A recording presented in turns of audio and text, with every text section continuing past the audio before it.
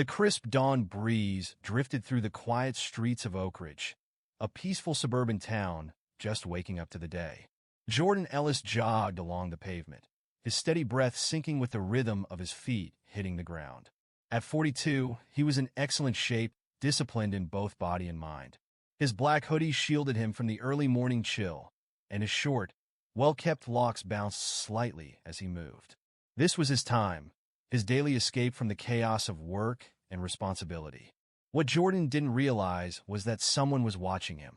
A few blocks away, Officer Mark Reynolds sat in his patrol car, fingers tapping idly against the steering wheel.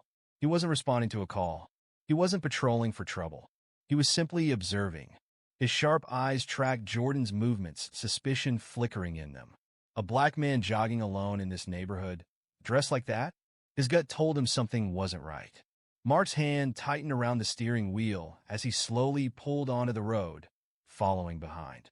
Jordan remained lost in his thoughts, the steady pounding of his feet drowning out everything else. But then something felt off. His senses prickled. Out of the corner of his eye, he spotted the unmistakable shape of a police cruiser trailing him. Not passing, not turning, just following. His chest tensed. He wasn't doing anything wrong, yet he knew how these situations often played out. A jog mistaken for something else. A simple moment escalating into something dangerous. He forced himself to keep moving, refusing to let paranoia take hold. But Mark had already made up his mind. He wasn't letting Jordan out of his sight. Jordan veered onto a different street, hoping the car would keep going. It didn't. Instead, beep. A sharp, piercing siren cut through the silence. Red and blue lights flashed. Jordan stopped mid-stride, his pulse spiking. Turning around, he found Officer Reynolds stepping out of the car, one hand casually resting near his utility belt. "Where are you headed?" Mark asked, his voice firm. Jordan exhaled, wiping sweat from his forehead. "Just jogging, officer." "Something wrong?" Mark's gaze flicked over him, scrutinizing every inch like he was solving a puzzle. "Jogging, huh? Haven't seen you around here before." Jordan raised an eyebrow. "Didn't realize I needed clearance to run." Mark ignored the response. "Where do you live?" Jordan kept his tone even. "A few blocks from here." Mark tilted his head. "Few blocks? What's the exact address?" Jordan's jaw tightened. He knew where this was headed. "I don't have to tell you that." Mark took a step closer. "Strange, because I've seen you looping these houses. You've been checking them out." Jordan let out a humorless chuckle. "Checking them out? You think I'm casing the place?" Mark folded his arms. "You fit the profile of someone we got a call about." Jordan felt his patience slipping. "Oh, let me guess. I matched the vague description of some suspicious guy. Happens a lot." Mark smirked. "If you have nothing to hide, why are you being so defensive?" Jordan inhaled sharply, keeping himself calm. "Because you stopped me for no reason." Mark's expression hardened. "All right, turn around. I need to check for weapons." Jordan took a step back, his frustration reaching its limit. He reached into his pocket, not for a weapon, but for something else entirely. His badge. The one that read, Internal Affairs Division, Senior Investigator. Jordan let out a slow breath, his expression unreadable. He had dealt with officers like this before, cops who thought they could intimidate people for no reason. But Mark Reynolds had just picked the worst possible target. "I said turn around," Mark repeated, reaching for his handcuffs. His voice had a sharp edge, a hint of excitement behind it. Jordan didn't budge. "You don't have the right to detain me." Mark scoffed. "Oh, I get it. You think you can talk your way out of this?" Jordan held up the badge, letting the sun catch its polished surface. Mark's smirk faltered. His eyes darted to the badge, then back to Jordan. His grip on the cuffs loosened. Jordan's voice was calm, but firm. "I think we need to have a conversation." Mark swallowed hard. You're with Internal Affairs?" Jordan took a slow step forward, his stare unwavering. "That a problem, Officer Reynolds?" Mark's confidence wavered, panic flickering in his expression. IA had the power to make or break careers. And right now, he had just stepped into the worst situation possible. Jordan tilted his head. "You don't look so sure anymore." Mark didn't answer. He just stood there, silent, as the weight of his mistake settled in. "And now," Officer Mark Reynolds had just made the worst mistake of his career. He had tried to arrest the wrong man. Reynolds took a shaky step back, his face drained of color. Sir, this isn't what it looks like. I was just... Jordan Ellis folded his arms across his chest, his expression unreadable. Go ahead. I'd love to hear how you explain this one. Reynolds let out a nervous chuckle, but it barely masked his growing panic. It was a misunderstanding, he blurted. I thought you were someone else. Jordan arched an eyebrow. Someone else? Reynolds swallowed. Why, you know how it is, sir. We get calls all the time about suspicious activity in the neighborhood. I was just following protocol. Jordan let out a short laugh, but there was no humor in it. So it's protocol now to stalk someone for blocks? To harass them for jogging? To demand their home address like they don't belong? Reynolds raised both hands in defense.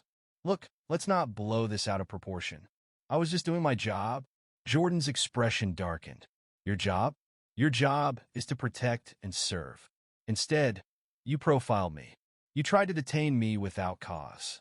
And now that you know who I am, you want to pretend it never happened? Reynolds had no response. Jordan pulled out his phone. I'm calling this in. Reynolds' eyes widened in alarm. Wait, no, let's talk about this. Jordan ignored him. Within minutes, 3 patrol cars arrived, tires crunching against the pavement as they came to a stop. Officers stepped out, their faces shifting from confusion to realization as they took in the scene. The flashing red and blue lights bathed the quiet street in an eerie glow. Jordan barely needed to explain. This officer stopped me without cause, Jordan stated plainly. He followed me, questioned me, and attempted an unlawful detainment. That's racial profiling. The officers exchanged uneasy glances. Some of them had heard things about Reynolds before. The stops he made, the complaints that never went anywhere. The way he always seemed to target people who didn't fit the neighborhood. But no one had ever caught him like this. A tall female officer with sharp eyes stepped forward. Is this true? Reynolds shook his head so quickly it looked desperate. It was a misunderstanding. I was just trying to be cautious. Jordan remained unmoved. And now, I'm doing my job. He reached for the same handcuffs Reynolds had nearly used on him. Turn around. Reynolds hesitated, his face frozen in disbelief. But with his fellow officers standing right there, he had no choice.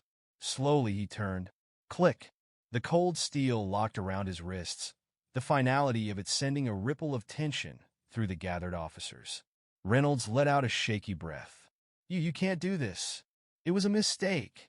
Jordan leaned in just slightly, lowering his voice. And that's the problem. You don't think about your actions until it's too late. Reynolds' colleagues shook their heads, some looking embarrassed, others as if they had seen this coming for a long time. We'll take it from here, one of them muttered. As Reynolds was escorted to the back of a squad car, Jordan inhaled deeply, letting the morning air settle his nerves. He had spent years working to remove officers like Reynolds from the force. And yet every time, it felt like a battle that never ended. Because for every Mark Reynolds who got caught, there were others who didn't.